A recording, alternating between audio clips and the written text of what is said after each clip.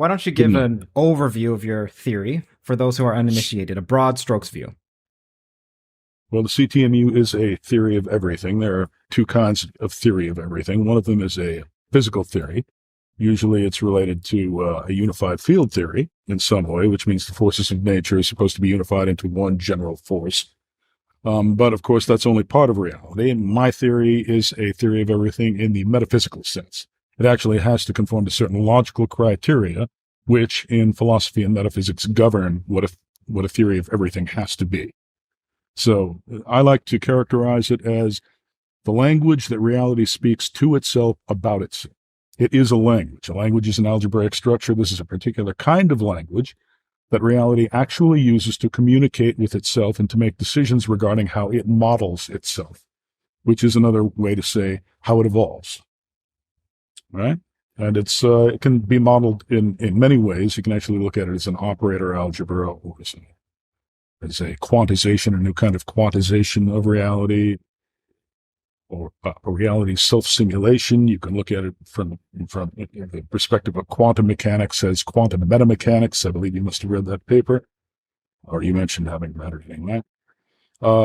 And once again, as a metaformal system, which is like a formal system, but it's a generalization of the formal system that goes deeply into the nature of language and what it takes to. Here's another way to describe the CTMU. Basically, you've got a system, you've got this metaformal system, and it relates intelligence and intelligibility. Reality has to be, ontology and epistemology are coupled in this thing. So reality actually has to recognize itself and process itself. It has to do both. So that's what it does. It relates intelligibility and intelligence, which are dual quantities in the CTMU. Thusly defining both of them in the recursive sense. It's a mutual recursive definition of those two terms within this CTMU structure. So, it can even be regarded as a theory of consciousness, for example. It says what consciousness is because of the way it quantizes reality. So, is that enough? Yeah, let's start from what's most fundamental and then how you work your way up from there to derive your theory. Okay, well, the theory is developed by a means called logical induction. You start with, you've heard of Descartes', cogito ergo sum, right? Cogito ergo sum, which is I think, therefore I am. And you've heard of Berkeley's esse percipi, okay, which is basically to be is to be perceived or to perceive, right? You start with perception and cognition. Then you develop the minimal model of how cognition and perception work. Then you induce an overall system that works by those processes. Okay, and that's the way you get to the CTMU. It's called logical induction. Been using that terminology for years. It's superior to empirical induction, by the way. Most scientists use empirical induction, which means that they just kind of guesstimate, inductively guess what the proper theory is and sort of affix that, sort of glue it on to the observations that they make. That's how science usually works. This logical induction thing is a more precise process, more general process. Let's get into some of the more technical questions. And for those who are listening, as a first pass, you don't have to understand all of the terminology. It's much better. I think Wheeler said this, or Wigner, I'm not sure which one. He said that people are trying to drink from the fire hose, but the point is to just get wet. And then another quote that I like is from von Neumann, who said, "You're not supposed to understand math, you get used to it." So that's in a similar vein.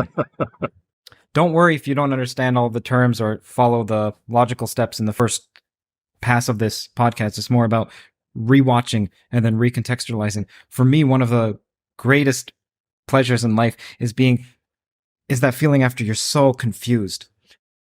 And then all of a sudden you start to glean what you're supposed to, and different connections are made, and you comprehend, and you push through that confusion. Okay, so push through the confusion. Eventually, some parts of it at least will make sense. Is there a duality between syntax and semantics? Yes. Sorry, is the duality between syntax and semantics a generalization of Stone duality? Well, all these dualities are related. There are all kinds of dualities out there. Where duality, the idea of duality originally comes from, right? 2 points determine a line, 2 lines determine a point. Where the lines intersect, you've got a point, whereas If you draw 2 points, put 2 points on a piece of paper, you can draw a line between. That's a duality. Basically, you permute your terms, and you still have an invariant truth. What the original form of the relation remains true. So that's what a duality is. Anytime you can do that, anytime there is an invariant and you can switch things around within that invariant and the invariant stays true, that's a duality. And there are many kinds of duality in the CTMU. So how are syntax and semantics related? Well, the syntax is intrinsic. If you take a look at a language, those are the absolute invariants that every intelligible statement is made from. All right, about grammar and non-terminals and how non-terminals are substituted cumulatively until they result in terminal expressions. Right. That's basically what it is. If human cognitive syntax is syntactically covered by reality syntax, how can one meaningfully describe reality as humans? Well, as a language. When you talk about syntax and semantics, you are talking about a language. And as I say, syntax is the intrinsic structure of the language, whereas semantics that involves things like definitions and interpretations. You have to define terms. All the terms, syntactic terms, are supposed to be primitive. The non-terminals are cognitively primitive, whereas when you get into semantics, now you're combining those primitives to get defined terms, to get definitions, and then you're combining those in certain ways. And then once you form your expression, now you have to interpret it or form a model of it in some other structure that you've got, right? And so it's a big process. Language is, as I say, the most general algebraic structure there is. And to see that, any other algebraic structure you can name is a language. When you write it down, you are writing it down in the form of language. So automatically, language is the most general algebraic structure. Right. I heard you say that many people think that mathematics is extremely precise, has high fidelity. It's unequivocal, whereas natural language, is considered to be indistinct, opaque, dubious, volutinous at the edges. So that's just that most people use it sloppily, that's all.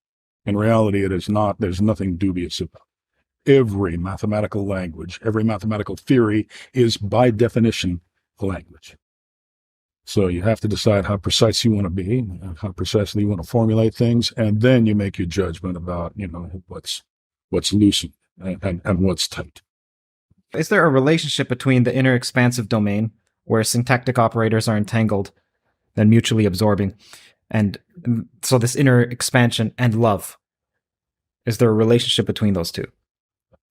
Yes, there is. There's at least an analogy between the two. Because when things combine in the non-terminal domain via inner expansion, when they overlie each other, that they are more or less merging their identities. And that's what love is. Love is also a combination, a merger of identities that enhances the self-actualization or self-expression of the combined entity. In other words, it's synergistic. It's more than the sum of its parts. Now, of course, the merging, the syntactic merging that occurs due to inner expansion, that has to be actualized. And that actualization is semantic. The first is a syntactic process. The second is a semantic process. And that's what causes what you as a physicist would call quantum wave function collapse or measurement events. Why is there no such thing as a literal interpretation? Is it because you mentioned before we move between models, and to look at the symbols, one must apply an interpretation on it. And so to say literal interpretation is like saying uninterpreted interpretation. And so it's oxymoronic. The meaning is very simple. And that is that if I hand you a book written in, say, Sanskrit, unless you understand Sanskrit, all you're going to see is little geometric shapes on the page, and it is going to have no meaning whatsoever. To extract any meaning whatsoever from those symbols, you first have to know the alphabet, the signature of the language. Then you've got to know the grammar and the syntax of the language. And then you've got to actually put things together, put all the terms and the expressions together. And then you've got to interpret those or model those in some framework that allows you to actually make sense of them, right? All of those steps are necessary. These are absolutely necessary steps of language. And as a matter of fact, in the way we deal with reality. You can look at reality, external reality, as a language. You're looking at it. All of those steps, they all have to be solved for. They all have to be deciphered before you can actually make sense of your environment.